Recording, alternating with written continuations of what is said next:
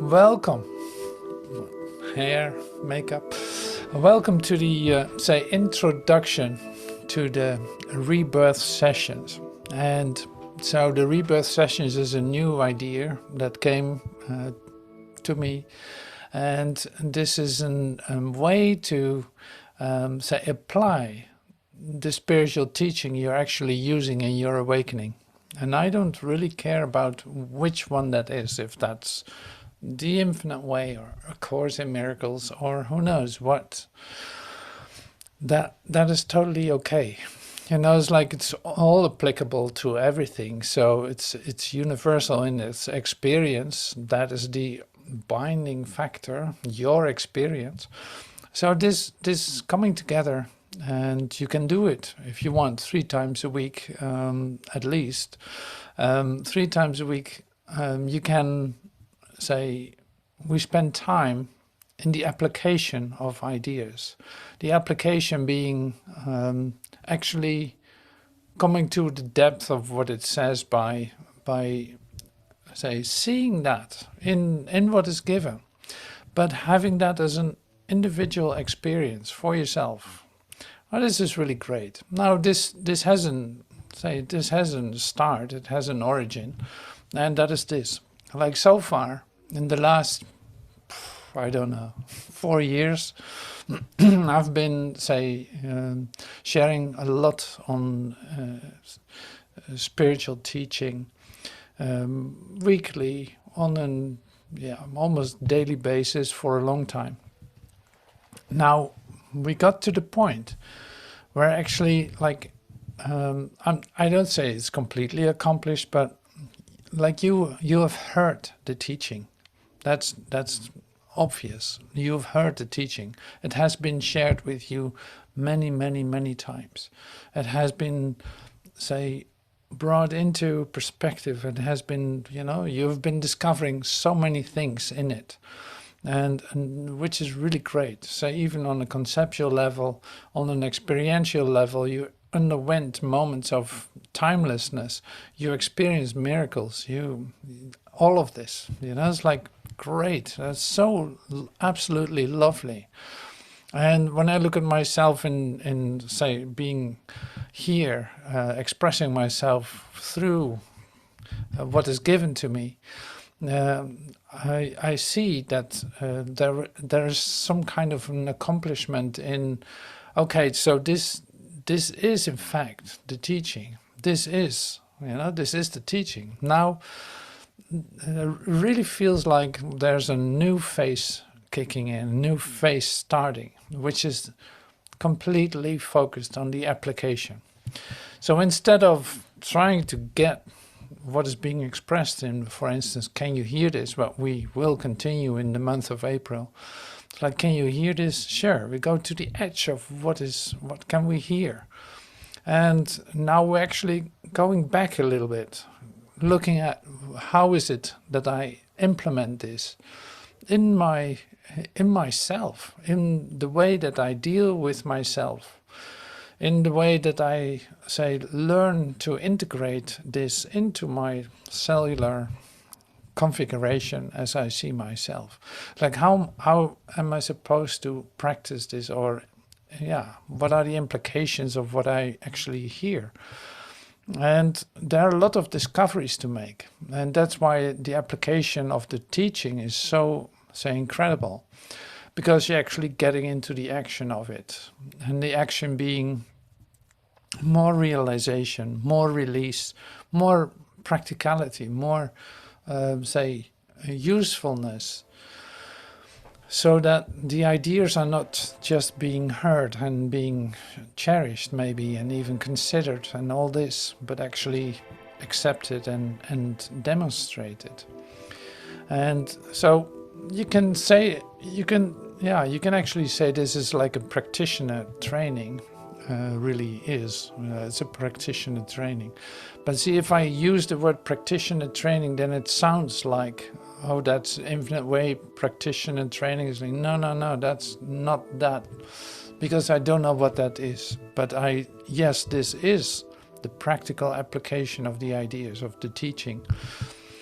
And the teaching being really, it's like, what is Joel Goldsmith teaching? What is A Course in Miracles? It's directly, it's like directly from Jesus Christ. You know, it's like directly coming down from your Savior, the resurrected mind, Jesus, out of time, out of body, instructing us. What else am I sharing? Like, I'm not sharing anything else. Now, what is Joel sharing? No, not anything else. He didn't make something up. You know, he didn't make an infinite way up. No, it was completely given to him to call it that. But it's the teaching of Jesus Christ of Nazareth. So I wanna just face it. This is also very practical. And also not being distracted by names or by organizations or by offices or by any of those things.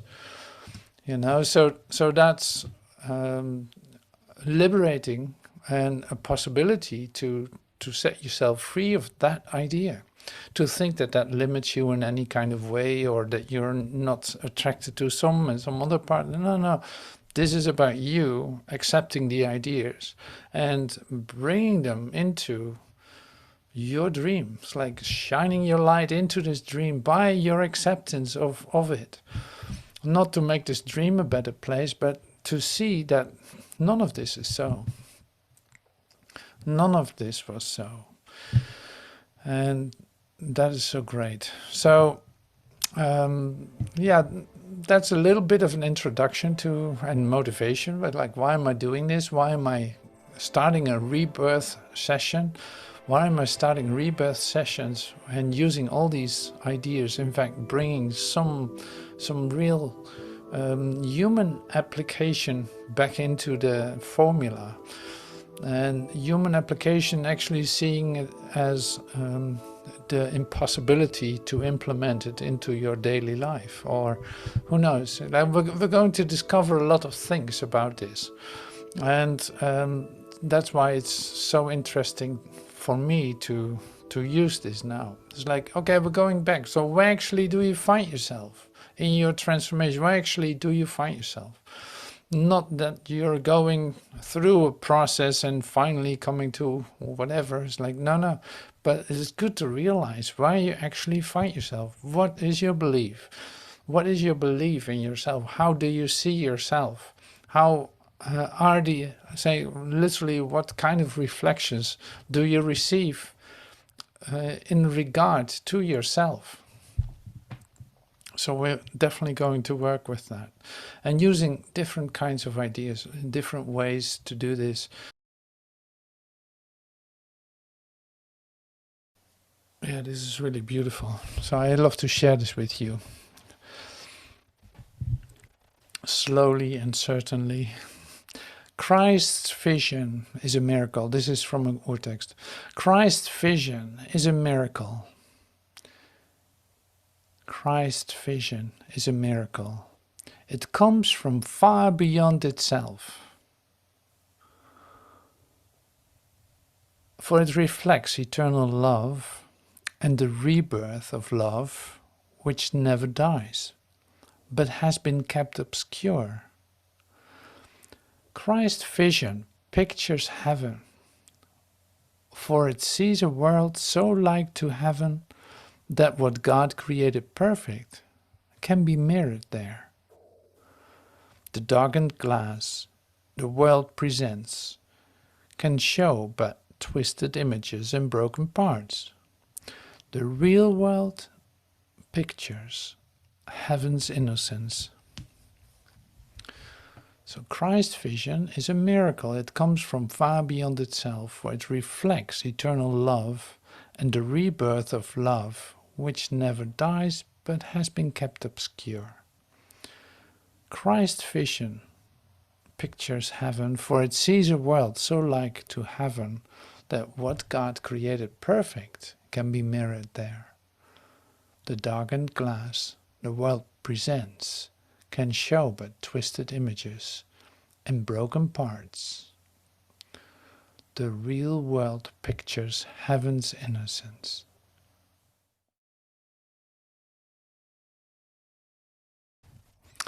All right, so One thing I want to show you is this. It's like just to give you an example of how I see this.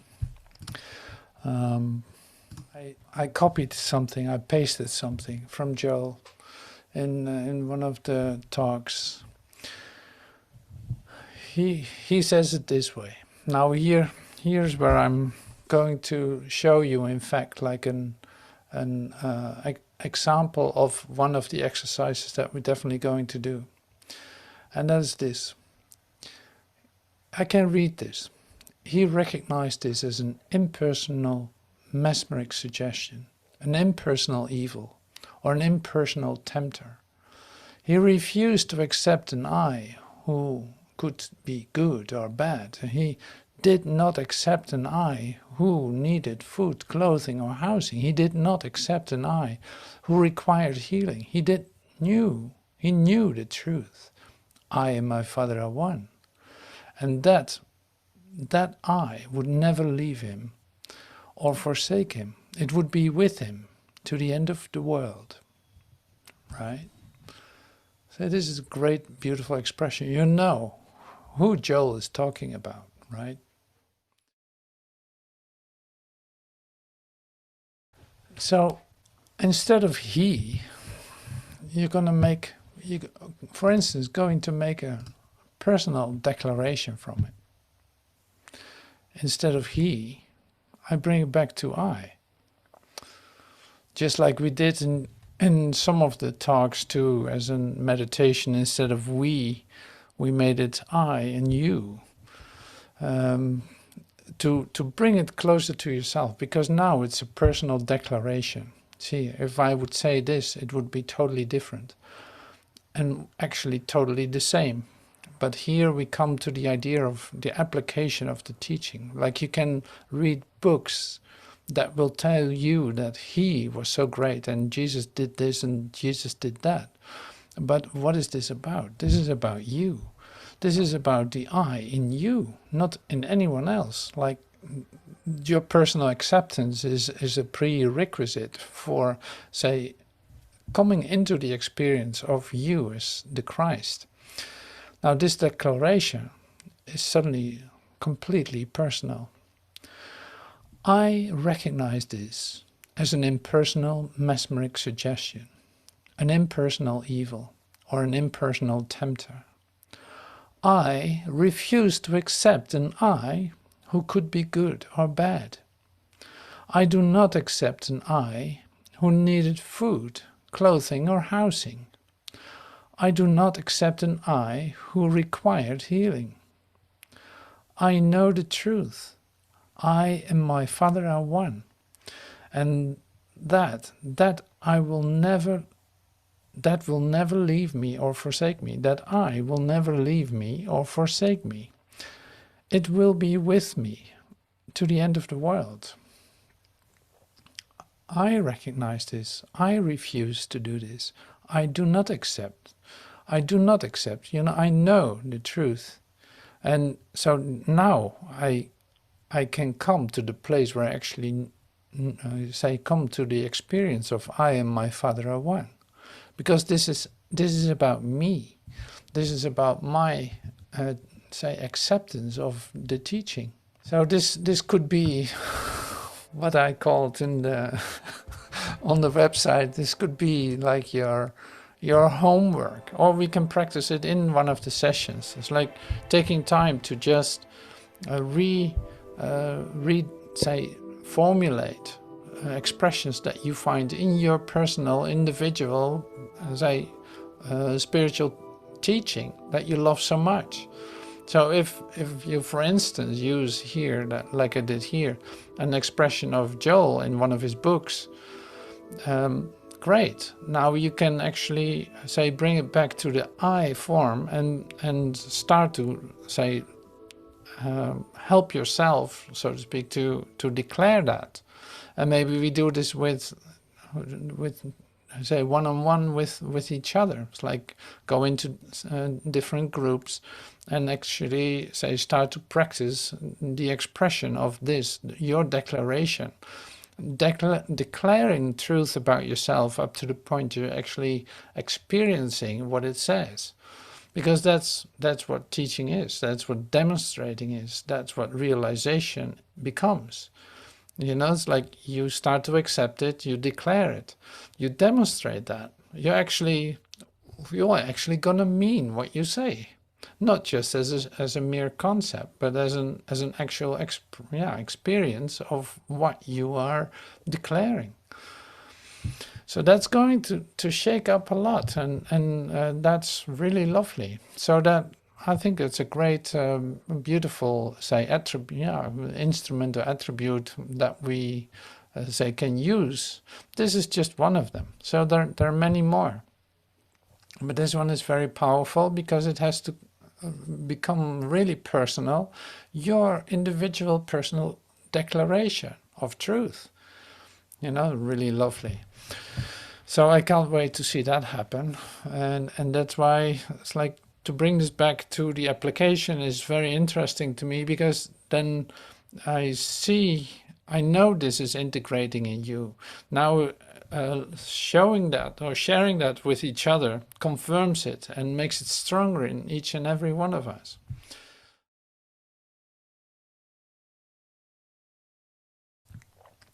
So here's the EV Hub website. I'll show it here. Rebirth session.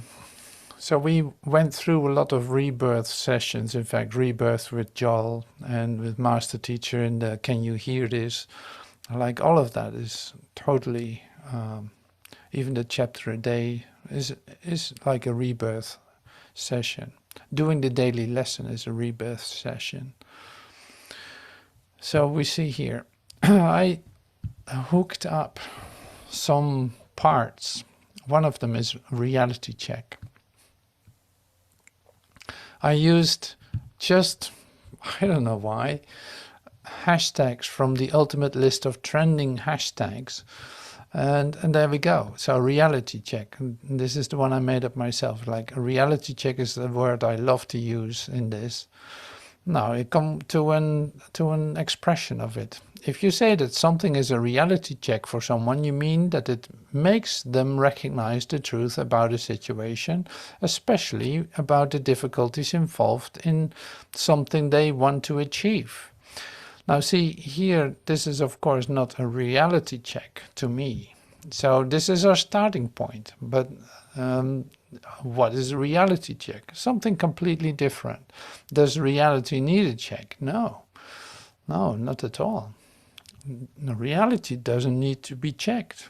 An illusion check would be a great idea. So anyway, so innovation is another one of the pillars. Innovation is defined as processes of bringing about new ideas, methods, products, services, and solutions that have a significant positive impact and value. It involves transforming creative concepts into tangible outcomes that improve efficiency and effectiveness and address unmet needs. Now that's what Google says, but see, this is, that asks for another good look, taking a good look at this idea, because this is the bare minimum, I could say, about what innovation is. Bringing about new ideas. Well, in the human sphere, there's not really new ideas, but how is it with inspiration? Bringing about something new into a situation. Transforming creative concepts, transforming creative actions. That would be lovely. So anyway, so that's another one. So Startup Life, that's really interesting too. That seems to be like number 7 on the list of most used tags these days on X, formerly Twitter. A startup is an entrepreneurial venture in the early stages of operation, typically created for resolving real-life problems. As many startups solve society's needs, They attract inventors and funders because of the tremendous growth opportunities. Now, okay, resolving real life problems, that is something I love to take a look at, what that actually is. What that could be or could mean in the human perspective, I know, but it's like, yeah, resolving real life problems, that's lovely. That's like asking for some serious rebirth. Creativity. Creativity is the ability of a person to create, perform, or think of something in a way that has not been done before. Now that's great. So that's what Thomas Sinclair said. But there are many more expressions about creativity, but we don't want to fall into that. We actually want to say, discover that what we are, and that's a complete creative principle. Now we want to see that at work. So this is another pillar that will appear on the horizon many times. Now here's the format. The purpose of these meetings are to apply the teaching. It has an activating character. You will be invited to action. This is different than just listening to a teaching or considering ideas. Now this is nothing else than what I just said already. So we start with an coming to your 0 point, or your inner being, a meditative silence. Every meeting has a different healing target: time, sickness, health, limitation, abundance, etc., etc. Bringing the opposites together. Practicing to apply the present. Open-mindedness. Anyway, so that's a bit like the learning attributes we're using. Personal assignments. There will be individual process in the spiritual awakening. You will be invited to do some homework, and but not any more than you already used to if you went to the creative mind training. The media that we use is podcast. Audio files will be available, and this is nothing new either, but very useful. And books and transcripts, so that we share with one another. That can be as PDFs or actual books. We'll see how that goes. And there will be videos and movies, just like we used also in the, say, quantum light work. There were movies that were inspiring to watch, just to say, expand your consciousness, really. So it is with the movies. It can be that we watch a movie on a Saturday or whatever, and then with a transformational touch to it. So this is something that happens. Now there are many meetings. So every month there's plenty of them. It's like, I don't know how many, because it's 3 times a week. Now, that's a lot. And if you want to be with all of them, great. But it's not necessary, because you can choose what you want. You can choose how many times you want to participate in this. And yeah. Now here I said, like, okay, you can, if you want to do all the sessions, great. You can be there all the time, great.